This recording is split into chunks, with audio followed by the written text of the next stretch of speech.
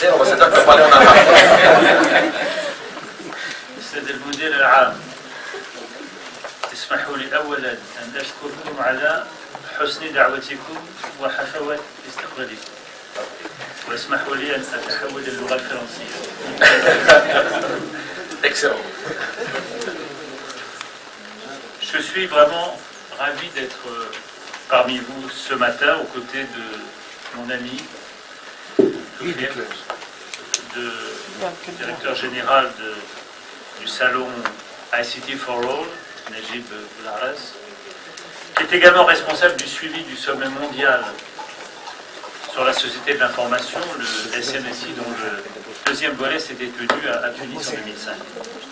Je suis donc heureux d'être parmi vous aujourd'hui, ce matin, aussi avec mes collègues de l'ambassade, du service économique régional de l'ambassade, François de Charette, ici présent, et du directeur d'UbiFrance, Bertrand de la Forest d'Yvonne, afin d'échanger avec vous sur ce beau projet qu'est le salon ICT for All et de répondre à vos questions. Monsieur, je ne pourrais pas le faire moi-même très longtemps, ni directement, mais je demanderai à Bertrand et François de prendre le relais. Comme vous le savez, je suis là à l'invitation de Citofer parce que la France a été sollicitée par le ministre lui-même pour être l'invité d'honneur de la 8e édition de cette manifestation importante qui se tiendra à Hammamet en octobre.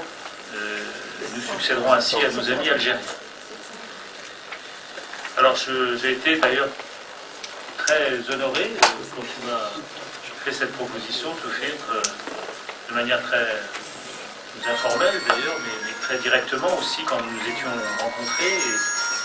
Et j'ai très rapidement donc, répondu tout à fait officiellement et favorablement donc, à cette invitation que tu nous as faite. Alors, je rappellerai que nous étions tout de même présents déjà.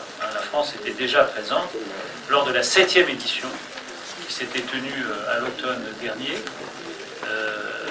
avec 7 entreprises françaises qui étaient présentes sur les stands. J'étais moi-même allé à Hammamet à cette occasion pour l'inauguration qu'avait présidé le Premier ministre de l'époque, Ali Laret. Alors, comme vous le savez, la France est très mobilisée pour accompagner la dynamique du secteur des technologies de l'information et de la communication en Tunisie, qui est symbolisé par le plan Smart Tunisia, qui a été adopté en novembre 2013 et lancé en janvier 2014. Les industriels se sont mis en ordre de marche, d'ailleurs, de leur côté, comme en témoigne la signature dès juillet dernier, juillet 2013, d'un accord entre plusieurs groupes. Le groupe Poulina, premier groupe tunisien privé, le groupe SBF Bousgenda et le grand groupe Schneider Electric pour la conception et la construction d'un data center de 1200 mètres carrés en Tunisie. Alors ce data center sera exploité par Poulina et Intrinsec, couple de l'Alliance, dans le cadre d'une société conjointe, pour employer des termes français quand on peut le faire, n'est-ce pas, au lieu de JV ou Joint Venture, une société conjointe. Alors là, je suis obligé de le dire en anglais, Cloud Temple Tunisien. Le temple du nuage. Nous sommes également très présents en Tunisie par le biais de l'Alliance franco-numérique.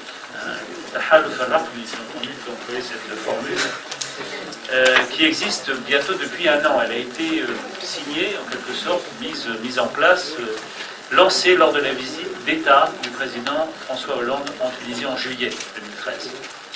L'objectif, c'était de favoriser le développement de la colocalisation et de la co-prospection sur les marchés porteurs en Afrique et au Moyen-Orient. C'est ce que tu as dit, monsieur le ministre, dans ta présentation tout à l'heure, en parlant d'œuvres régionales vers l'Afrique, mais aussi le monde arabe, la Libye, lorsque ce sera de nouveau possible, etc.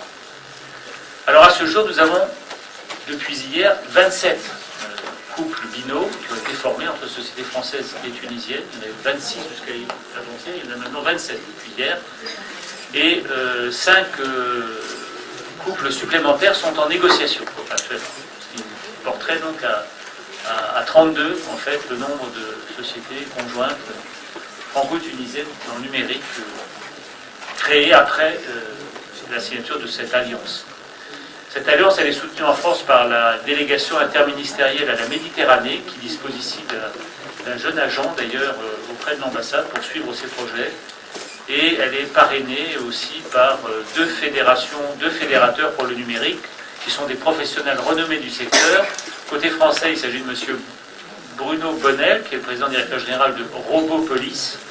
Et côté tunisien, c'est notre ami Badreddine Ouali, qui est le président directeur général de Vermeg.